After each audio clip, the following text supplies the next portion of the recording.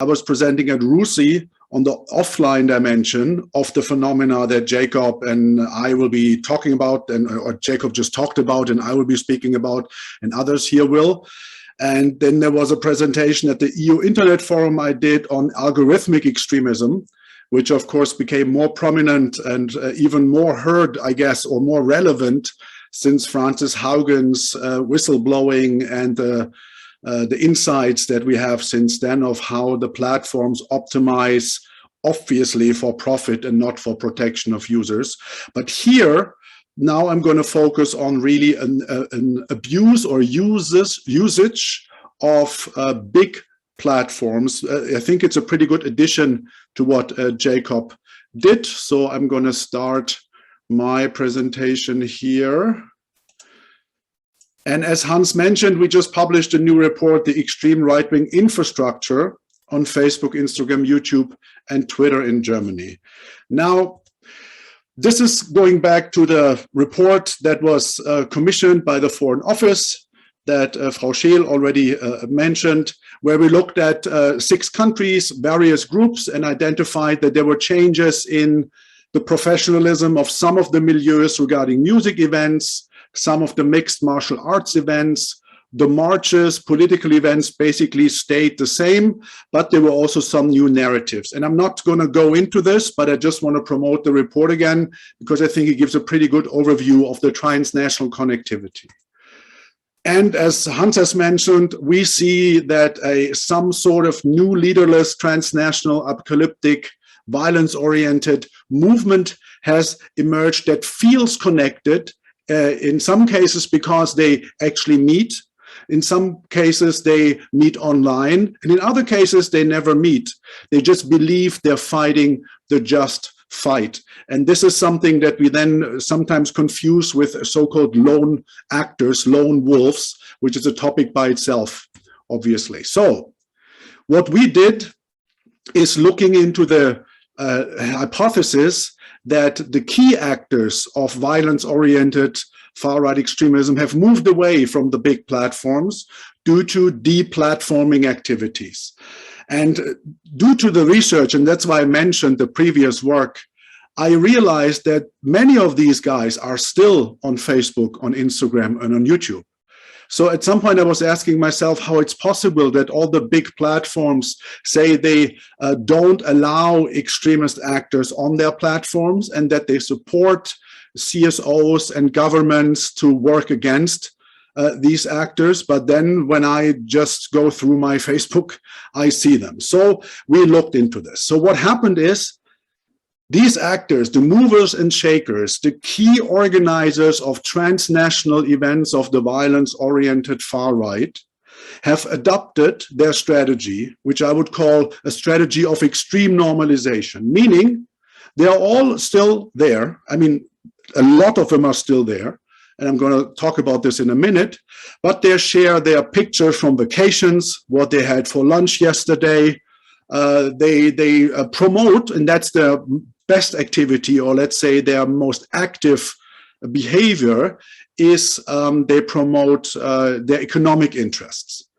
Because they have a lot of economic interests. The milieu that we've specialized on as CEP, we wouldn't say that all of the extreme right-wing scene in Germany or in general has professionalized, but there are milieus who have. And these folks have merchandise stores, martial arts associations, music labels. They, of course, have bands, survivalist organizations, and they are on the big platforms to still reach new customers, to make more money, to invest that money into the growth of the milieu, and to recruit new followers, obviously. They violate the terms of service in many cases because, for example, Facebook, which has actually quite clear community standards, says they don't allow white supremacy groups on their platforms, and they're not only looking into online behavior, but they look also into offline behavior. So according to our assessment, almost all of these groups would violate the terms of service, for example, of Facebook, which I appreciate these terms of service, but they're obviously being not enforced or very selectively, like when there's media reporting about a group or when policymakers are very upset about a specific group, then of course Facebook will do something, and YouTube and Instagram. But if nobody raises a flag, I wonder how it's possible that these key actors are still present. Now, who are these key actors? We established a list of 100 for Germany only as a test case, basically, where we looked into intelligence reports, civil society reports, and so on. And on the very left, you see a machete that is being sold by one of the key actors who has, I think, 4 profiles on Facebook. You will not necessarily see the machete to be sold there, but one of the profiles is the profile that leads directly to his online shop, which is called Druck 18. And of course, the machete costs €8.88. So you don't have to be very much into the topic to know that this is obviously a code. Then you have specialized clothes for kids on the left. You have White Rex as a transnational organization with strong ties into Germany. You have Shield and Swords festivals here. You have organized crime groups. That's the guy, the poser. His hashtag is specialist for murder. And he's promoting a clothing brand that is still on Facebook, on Instagram, on YouTube, and everywhere else. You have, this is a transnational connection here, the lady with the raised arm, West Casual, that's a French group that is very present on Facebook. Kampf der Nibelungen is a key organization for the transnational violent far right. And you have, more innocent things like jackets. I mean, also far right extremists need jackets, and they should buy them by finding them on Facebook, for example. So this is just a very quick picture. So out of this 100, the worst of the worst, the movers and shakers of the scene in Germany, 54 profiles could be assigned to 41 key actors here with about 270,000 subscribers and about the same amount of likes. Instagram, 37 profiles. YouTube, 33 profiles with 9.5 million views of the videos that were shown there. Twitter is not so popular, maybe because Twitter cannot be optimized for financial purposes, but still there's some presence. So what happened? Recommendations for action, quickly. We need a discussion about values. I was kind of upset because I actually like my colleagues at the social media platforms, and I know that they're capable, but hearing that they're all working against extremism and then seeing the extremists constantly on the platforms making money, I think is something that needs to be discussed. And maybe we need financial incentives, meaning liability and others for hosting these kind of actors.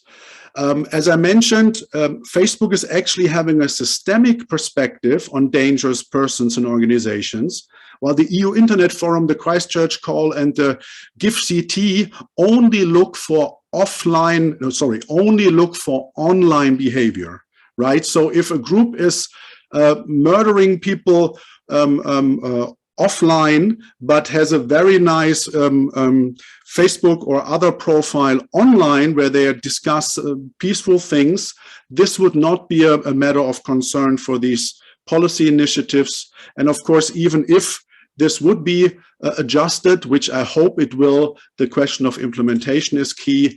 And the third part is, because we can't wait as a civil society organization, we can't wait for the companies, we can't wait for policymakers. We're looking into class action lawsuits in the terms of that if social media companies promise that, for example, white supremacists are not going to be on the platform, but then allow them to be on the platform and to make money and other things, the question is if they cannot be sued to enforce their own terms of service. So this is something we're looking into. Thank you.